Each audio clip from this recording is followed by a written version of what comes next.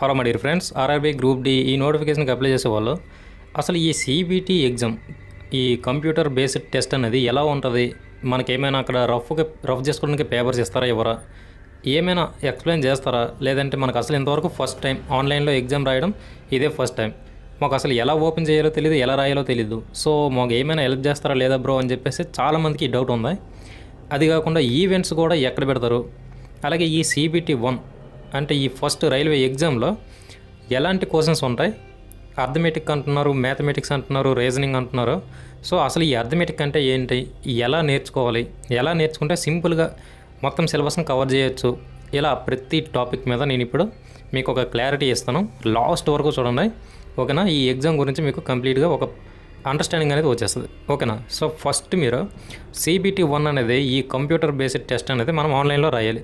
దీని గురించి మీరు అస్సలు భయపడకండి, ఓకేనా. సో మీకు అక్కడికి వెళ్ళిన తర్వాత వాళ్ళే సిస్టమ్ ప్రొవైడ్ చేస్తారు. మీకు మీ హాల్ టికెట్ చూపించిన వెంటనే వాళ్ళే మిమ్మల్ని మీ సిస్టంలో కూర్చోబెడతారు. కూర్చోబెట్టిన తర్వాత అక్కడ మన రిజిస్ట్రేషన్ నెంబర్ అయితే రిజిస్ట్రేషన్ నెంబర్, పాస్వర్డ్ ఇవి ఉంటాయి అక్కడ మన హాల్ టికెట్ మీద, అవి మనం ఎంటర్ చేయొచ్చు, ఓకేనా. మనం చేయకపోయినా వాళ్ళు పిలిస్తే వాళ్ళే చేస్తారు.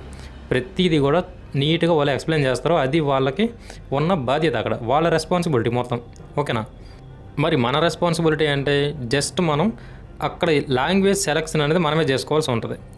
సింపుల్గా వాళ్ళు చెప్తారు, ప్రతిదీ ఎక్స్ప్లెయిన్ చేస్తారు. మీరు ఫస్ట్ టైం ఆన్లైన్లో ఎగ్జామ్ రాసే పర్సన్స్ అయితే మీకోసమే ఇది చెప్తున్నా చూడండి. మీరు వెళ్ళుతుంటే వాళ్ళు మైక్లో ప్రతిదీ కూడా అనౌన్స్మెంట్ చేస్తుంటారు, ఓకేనా. ఫస్ట్ మీరు పాస్వర్డ్ ఎలా ఇవ్వాలి, అలాగే లాంగ్వేజ్ ఎలా సెలెక్షన్ చేయాలి, అక్కడ మొత్తం ఒక డిక్లరేషన్ ఉంటుంది, దాని మీద ఎస్ అని క్లిక్ చేయాల్సి ఉంటుంది. అది చేసిన తర్వాత మనకి క్వశ్చన్ పేపర్ అనేది ఆన్ అయిపోద్ది, ఓకేనా. టైం ఎప్పుడైతే వాళ్ళు పెడతారో కరెక్ట్గా మన షిఫ్ట్ టైము, అప్పుడు మనం ఎగ్జామ్ రాసుకోవచ్చు, ఓకేనా. బ్యాంకింగ్ ఎగ్జామ్స్ రాసే వాళ్ళకి ఇది చాలా ఈజీగా ఉంటుంది. వాళ్ళకి ఎప్పుడు ఇలాగే ఆన్లైన్లోనే ఎగ్జామ్స్ ఉంటాయి కాబట్టి చాలా ఈజీగా రాస్తారు. కానీ 10th క్లాస్ మీద ఇప్పుడే అప్లై చేసే వాళ్ళకి మాత్రం ఇది కొంచెం కన్ఫ్యూజ్గా ఉంటుంది, భయపడతారు. సో మీరు భయపడకండి అసలు, మొత్తం వాళ్ళే చూసుకుంటారు. అక్కడ ఉన్న ఇన్విజిలేటర్స్ ఎవరైతే ఉంటారో వాళ్ళే మొత్తం చూసుకుంటారో. మీరు ఏమాత్రం టెన్షన్ పెట్టుకోకండి, ఓకేనా. మొత్తం రెస్పాన్సిబిలిటీ వాళ్ళదే, ఓకేనా. సో ఇది గుర్తుపెట్టుకోవాలి. మధ్య మధ్యలో వాళ్ళు ఒక పేపర్ తీసుకుని వస్తారు, మన సిగ్నేచర్, మన హాల్ టికెట్ నెంబర్, సో ఇవి అడుగుతుంటారు. అక్కడ మనం పెట్టేస్తాం, అది మాన్యువల్గానే ఉంటుంది ఒక పేపర్ మీద, ఓకేనా. సో ఇది ప్రాసెస్ ఇదే, మీరు ఏం భయపడకండి, ఓకేనా. మీరు సబ్జెక్ట్ మీద ఫోకస్ పెట్టండి. రఫ్ పేపరు, పెన్ను వాళ్ళే ఇస్తారు, ఓకేనా. సో పెన్ మీరు తీసుకువెళ్ళండి, ఎందుకని మంచిది. ఉంటాయో ఉండవో తెలియదు, ఉంటాయి యాక్చువల్గా ఉంటాయి. ఒకవేళ లేకపోతే మనకి ఇబ్బంది. మీరు ఏదైతే ఎక్కువ యూజ్ చేస్తుంటారో రైటింగ్, ఆ పెన్ తీసుకెళ్ళండి. పేపర్ వాళ్ళే ఇస్తారు, పేపర్ మీద మీ నెంబర్, హాల్ టికెట్ నెంబర్ రాసి రఫ్ వర్క్ చేసుకొని ఈజీగా ఫిల్ చేసుకోవచ్చు. క్వశ్చన్ పేపర్ ఓపెన్ చేసిన వెంటనే ఇలా ఉంటుంది. ఇక్కడ గ్రీన్ కలర్లో ఉంది చూడండి, అక్కడ మనం ఆన్సర్ పెట్టి కింద సేవ్ నెక్స్ట్ కొడితే అది గ్రీన్ కలర్లోకి వచ్చేస్తుంది. లేదంటే మనం ఆన్సర్ పెట్టకుండా వెళ్ళిపోయినామంటే అది రెడ్ కలర్లో ఉంటుంది, మళ్ళీ వచ్చి చెక్ చేసుకోవాలి. ఇండిగో కలర్లో ఉంది చూడండి, అది మనం జస్ట్ రైటా రాంగా అని డౌట్ మీద పెట్టి వెళ్ళిపోతాం. మళ్ళీ వచ్చి చెక్ చేసుకొని అది రైట్లాగా మనం పెట్టుకొని వెళ్ళాలి, ఓకేనా. సో ఇవన్నీ మీకు అసలు ఏం అవసరం లేదు, మీరు ఈజీగా ఆన్సర్ చేస్తారు, ఓకేనా. క్వశ్చన్ వస్తుంది, ప్రాబ్లం వస్తుంది, రఫ్ వర్క్ చేస్తారు, ఏ ఆప్షన్ రైటో చూస్తారు, ABCD వేస్తారు, దాన్ని మీరు మౌస్తో కర్సర్తో క్లిక్ చేస్తారు, అయిపోతుంది అంతే. తర్వాత కింద సేవ్ ఆప్షన్ ఉంటుంది, ఆ సేవ్ మీద క్లిక్ చేసేయడమే మౌస్తో, ఓకేనా. చాలా చాలా సింపుల్, మీరు అస్సలు టెన్షన్ తీసుకోకండి దీని గురించి, ఓకేనా. సో ఇది ప్రాసెస్. ఇంతకీ ఈ సిబిటి 1లో ఏ సిలబస్ ఉంటుంది బ్రో, ఏం చదివితే తొందరగా నేర్చుకోవచ్చు, మాకు ఇదే ఫస్ట్ టైం, అసలు అర్థమెటిక్ అంటే ఏంటో తెలియదు, రీజనింగ్ అంటే ఏంటో తెలియదు. సో జనరల్ సైన్స్, కెమిస్ట్రీ ఇవన్నీ ఉన్నాయి, బయాలజీ ఉంది, ఈ కరెంట్ అఫైర్స్ ఇవేం తెలియదు బ్రో మాకు, ఎలా అసలు ఫస్ట్ మేము ఏం చదువుకోవాలి. కొంతమంది ఆల్రెడీ ప్రిపేర్ అయిన వాళ్ళు ఉంటారు, అలాగే కొంతమంది ప్రిపేర్ అయ్యి వదిలేసిన వాళ్ళు చాలామంది ఉంటారు. సో ఎవరైనా సరే నేను అర్థమెటిక్లో కొన్ని టాపిక్స్ అనేవి చెప్తాను, వాటిని మీరు ఫస్ట్ ప్రిపేర్ అవ్వాలి, ఓకేనా. కొంతమంది ఏంటంటే అసలు పట్టించుకోరు, టైమ్ అండ్ వర్క్ ఓపెన్ చేసి దాంట్లో చేస్తుంటారు. టైమ్ అండ్ వర్క్ అంటే కాలము, పని. అలాగే కొంతమంది ఈ భాగస్వామ్యం, రిలేషన్షిప్, ఈ భాగస్వామ్యం వీటి నుంచి వర్క్ డైరెక్ట్ వెళ్ళి చేస్తుంటారు. కొంతమంది ఈ డిస్టెన్స్ అండ్ ట్రైన్స్, ఈ బోర్డ్స్ ఇవి డైరెక్ట్గా చేస్తుంటారు. కొంతమంది కాంపౌండ్ ఇంట్రెస్ట్, సింపుల్ ఇంట్రెస్ట్ అంటే బార్ వడ్డీ, చక్ర వడ్డీ ఉంటుంటాయి. సో ఇవి డైరెక్ట్గా వెళ్ళి ప్రాక్టీస్ చేస్తుంటారు. ఇలా ఎప్పుడు చేసినా సరే మీకు మాటికి పర్సంటేజెస్ అంటే శాతాలు, అలాగే నిష్పత్తులు అంటే రేషియోస్, అలాగే ఫ్రాక్షన్స్ అంటే భిన్నాలు, ఇవి ఎక్కువగా తగులుతుంటాయి మీకు. అలాగే యావరేజెస్ అంటే సగటు, ఓకేనా. ఇవి ఎక్కువగా తగులుతుంటాయి. ఏంట్రా ఇవి మధ్య మధ్యలో ఇలా వస్తున్నాయి, మనం simple interest, compound interest, bore వడ్డీ, చక్రవడ్డీ లెక్కలు చేస్తున్నప్పుడు ఇవెందుకు మధ్యలో వస్తాయని చెప్పేసి చాలా వరకు డౌట్స్ ఎక్కువ వచ్చి ప్రాబ్లమ్స్ చేయలేని పరిస్థితి మీకు వస్తుంది. ఓకేనా. సో అర్థమెటిక్, రీజనింగ్ ఈ రెండు మీరు ఏ ఎగ్జామ్కి అప్లై చేసినా ఉంటాయి మ్యాథ్స్ పరంగా. ఓకేనా. మరీ ప్యూర్ మ్యాథ్స్ ఉండవు. అర్థమెటిక్, రీజనింగ్ అనేవి ప్రతి దానికి ఉంటాయి. మీరు కానిస్టేబుల్, ఎస్ఐ రాస్తారా, లేదంటే ట్రైన్స్ అంటే ఇలా రైల్వేకి సంబంధించిన జాబ్స్ రాస్తారా, ఇంకే జాబ్స్ రాసినా ఇవైతే మస్ట్ అండ్ షుడ్గా ఉంటాయి. ఇవి మంచిగా నేర్చుకుంటే, బేసిక్స్ మంచిగా నేర్చుకుంటే చాలా చాలా యూజ్ ఉంటుంది ప్రతి ఎగ్జామ్కి. ఓకేనా. సో ఫస్ట్ మీరు ఎలా నేర్చుకోవాలో చెప్తా చూడండి. మాకు ఇదే ఫస్ట్ టైం అర్థమెటిక్, రీజనింగ్ ఈ లెక్కలంటే ఇదే ఫస్ట్ టైం అనుకుంటే మీరు ఫస్ట్ ఫోకస్ చేయాల్సిందే plus, minus, multiplication, into, divided by వీటి మీద ఎక్కువగా ఫోకస్ చేయాలి. ఓకేనా. సో మాకు వచ్చి బ్రో చాలా ఈజీగా చేస్తామంటే 50 అంత, 50 + 50 అంత అంటే 100 అని చెప్తారు. అదే 599, 499 ప్లస్ చేయండి అంటే ఆలోచనలో పడతారు. ఎంత అంటే చెప్పలేరు. 1098. ఇంత సింపుల్గా ఎలా చెప్పేసావు బ్రో అంటే అదే అంతే. ఈ టెక్నిక్స్ అనేవి చిన్నవి ఉంటాయి, తెలుసుకోవాలి. 599, 499 ఇట్లా రౌండ్ ఫిగర్ చేసుకోవాలి. 599 600 చేసుకున్నా, 499 500 చేసుకున్నా, రెండు కలిపితే 1100. సో 1100లో రౌండ్ ఫిగర్ చేసినప్పుడు ఎంత యాడ్ చేస్తాం, దానికి ఒకటి దీనికి ఒకటి యాడ్ చేస్తాం. సో 2, ఆ 2ని మైనస్ చేస్తాం. 1100లో నుంచి ఆ -2 చేస్తే 1098 ఇంతే. సో ఇవన్నీ మన బ్రెయిన్లోనే క్యాలిక్యులేట్ చేసుకోవాలి. ఈ ఎడిషన్స్ అంటే ప్లస్లు, కూడికలు. ఓకేనా. తర్వాత ఈ సబ్స్ట్రాక్షన్స్ అంటే మైనస్లు, తీసివేతలు. అలాగే ఈ మల్టిప్లికేషన్స్ అంటే ఇంటూస్, గుణించడం, ఇవన్నీ. అలాగే ఈ బై అంటే మన తెలుగు మీడియం ఎక్కువగా బై అంటుంటాం కదా, 10/50 లేదంటే 100/50 ఇలా ఎలా కట్ చేస్తామని చెప్పేసి అంటుంటారు కదా. సో ఇవి ఈ డివైడెడ్ బై ఇవన్నీ నీట్గా నేర్చుకుంటే కొంచెం ఒక వారం రోజులు వీటి మీద ఎక్కువగా ఫోకస్ చేశారంటే మ్యాథ్స్ అనేది కొంచెం స్పీడ్గా వస్తుంది. ఆ తర్వాత మీరు ఈ టాపిక్స్ అనేవి నేర్చుకోవాలి.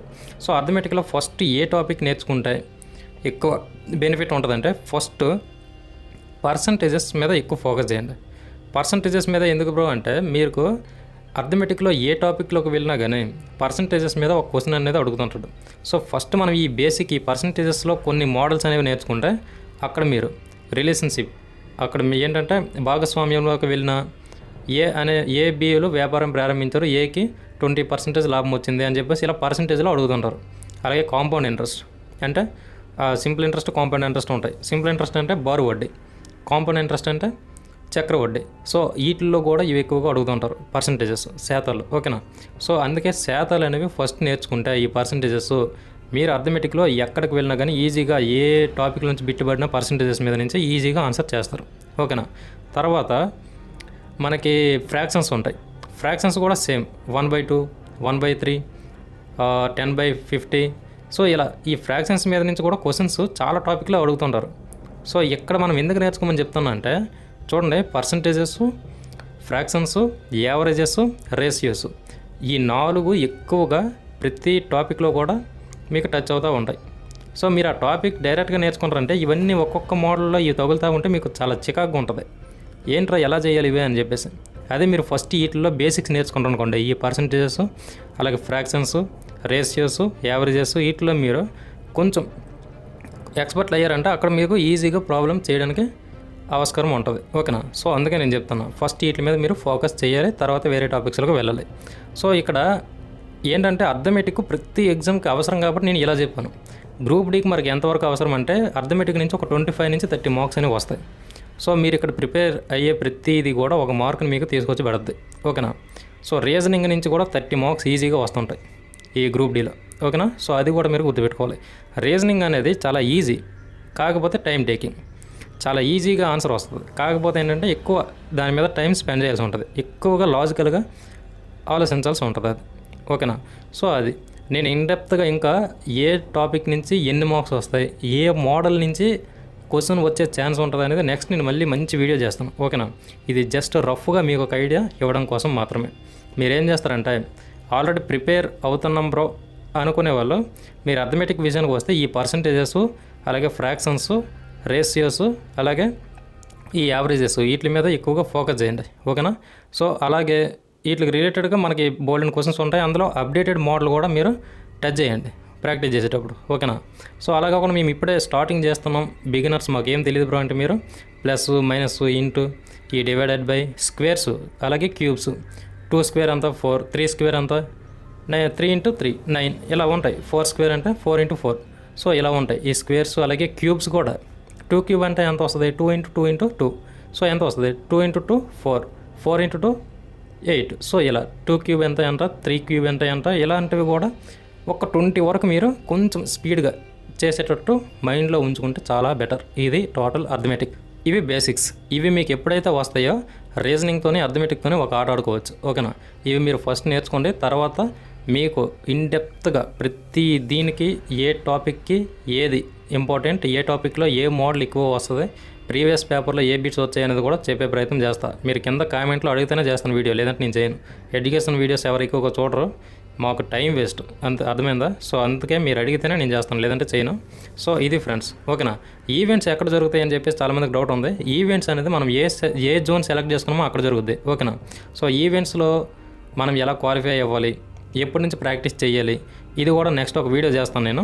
ఓకేనా? ముందైతే స్టడీస్ మీద ఫోకస్ చేయండి. ఈ CBT ఎగ్జామ్ మెల్లగా క్లియర్ చేయడానికి మీరు ఫోకస్ చేయండి. ఓకేనా? ప్రతి సబ్జెక్ట్ నుంచి నేను కంప్లీట్గా మీకు ఇన్ఫర్మేషన్ ఇస్తాను. కంప్లీట్ అంటే ఎన్ని మార్క్స్ వస్తాయి, ఆ వెయిటేజ్ ఎంత ఉంటుంది, ఎలా మరి ప్రిపేర్ అయితే మంచి స్కోర్ చేసుకోవచ్చో ప్రతిదీ కూడా చెప్పే ప్రయత్నం చేస్తాను. ఓకేనా?